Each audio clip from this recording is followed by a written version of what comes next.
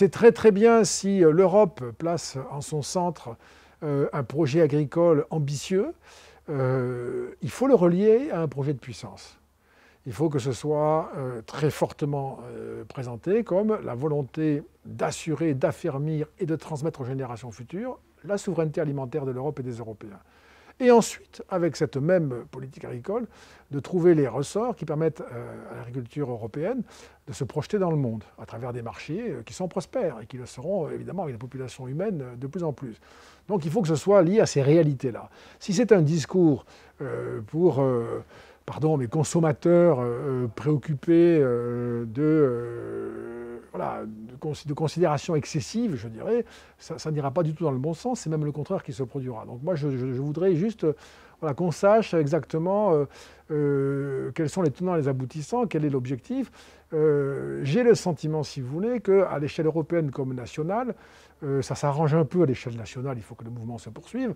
On a accordé beaucoup trop d'importance à des considérations environnementales. Non pas qu'elles ne comptent pas, on est tous attachés à cela bien sûr, mais on en a fait beaucoup et c'est peut-être maintenant le temps de mettre davantage l'accent sur la prospérité, la croissance et la puissance.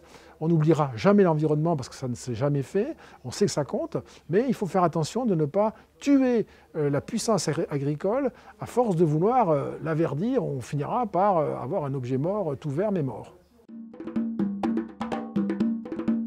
Alors les biotechnologies, c'est un grand sujet parce qu'une bonne partie de la puissance scientifique et technique de demain est contenue dans ces biotechnologies, en particulier l'édition du génome. Si on s'empêche d'aller dans ce secteur, est-ce qu'on va dire aux Européens d'aujourd'hui nous avons la capacité de déposer des brevets dans le domaine des biotechnologies, mais on ne le fera pas parce qu'on a des préventions, et donc, conséquence, ça ne se fera pas dans le monde? Pas du tout, ça va se faire dans le monde. Les Chinois, les Américains, les Russes, je ne vais pas faire la liste, elle est très longue. Tout le monde va le faire.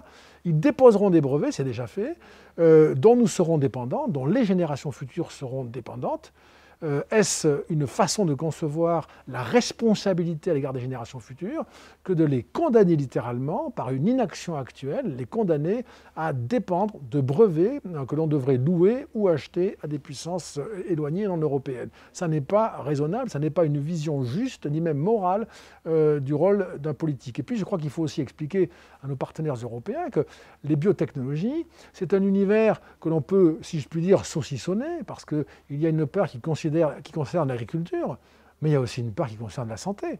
Il y a une part qui concerne l'industrie. C'est un savoir colossal, en pleine expansion, et qui va toucher tous les grands compartiments de la connaissance et de l'action humaine. Donc on ne peut pas se priver de la puissance. Renoncer aux biotechnologies, moi j'ai cité en particulier l'édition du génome, parce qu'il y a cette fameuse française, Emmanuelle Charpentier, prix Nobel cette année, qui est à Berlin, renoncer à cette puissance technologique, eh bien, c'est renoncer à la puissance tout court. Pardon de le répéter, mais le monde chinois, le monde américain, qui sont en train d'être les deux grands leaders qui ont un oligopole sur ces recherches-là, ne nous feront aucun cadeau et l'Europe n'existera plus d'ici 20 à 30 ans, elle n'existera plus comme puissance qui compte et que l'on écoute, si elle n'est pas dans ce domaine-là des biotechnologies, si elle n'est pas à nouveau présente, à niveau puissante, et elle peut l'être par sa puissance, je dirais, intellectuelle, spirituelle, scientifique, qui est considérable encore en Europe. Donc c'est un discours, je dirais, de persuasion qu'il faudrait tenir. Nous avons un intérêt partagé, présent et futur, nous Européens, à réinvestir ce champ et à y exceller comme nous pouvons le faire.